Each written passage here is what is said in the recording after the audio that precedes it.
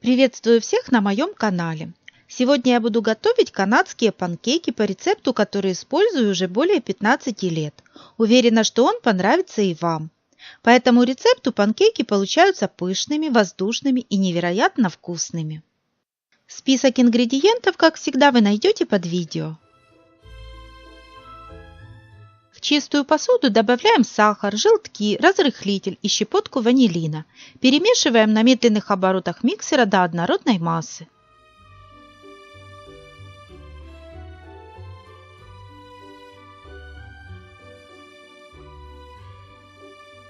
Добавляем растопленное сливочное масло и аккуратно перемешиваем миксером на минимальной скорости до полного соединения ингредиентов.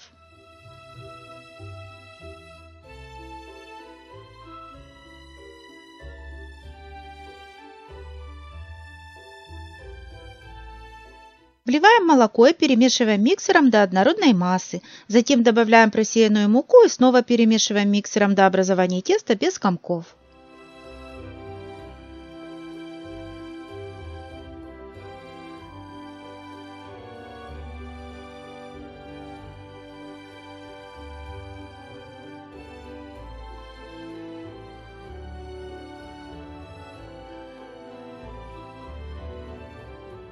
Отставляем венчики и сразу же моем их, так как они понадобятся нам для взбивания белков.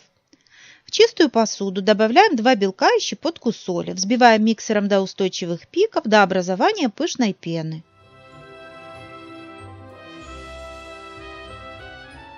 Аккуратно вводим взбитые белки в тесто, стараясь сохранить их воздушность. Вымешиваем тесто лопаткой движениями снизу вверх, чтобы не разрушить воздушную структуру.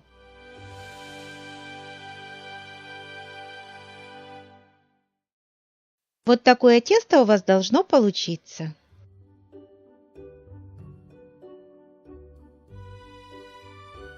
Для приготовления этих панкейков вы можете использовать любую сковороду с антипригарным покрытием, например, тефлоновым, или же современную сковороду с покрытием, не требующим масла. Я буду готовить на чугунной сковороде, чтобы показать, что эти панкейки получаются вкусными на любой из них. Чугунную сковороду нужно смазать бумажным полотенцем, смоченным в растительном масле без запаха. Поставьте сковороду на самый сильный огонь и разогрейте до появления легкого дымка. Убавьте огонь до чуть ниже среднего и выкладывайте тесто мерной ложкой для мороженого. Как только на поверхности панкейка появятся первые пузырьки, аккуратно подденьте его лопаткой. Если тесто прилипает к лопатке, дайте панкейку попечься еще немного. Затем снова попробуйте поддеть его лопаткой и переверните.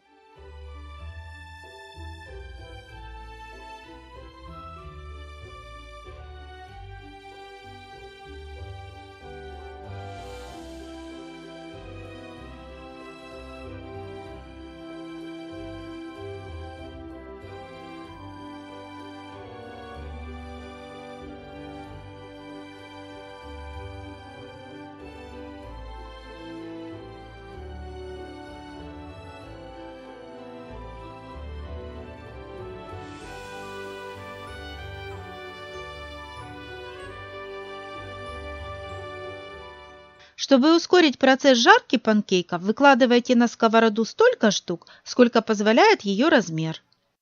Из этого рецепта всегда получается 10 вкуснейших панкейков. Канадцы без сомнения обожают поливать свои пышные панкейки кленовым сиропом.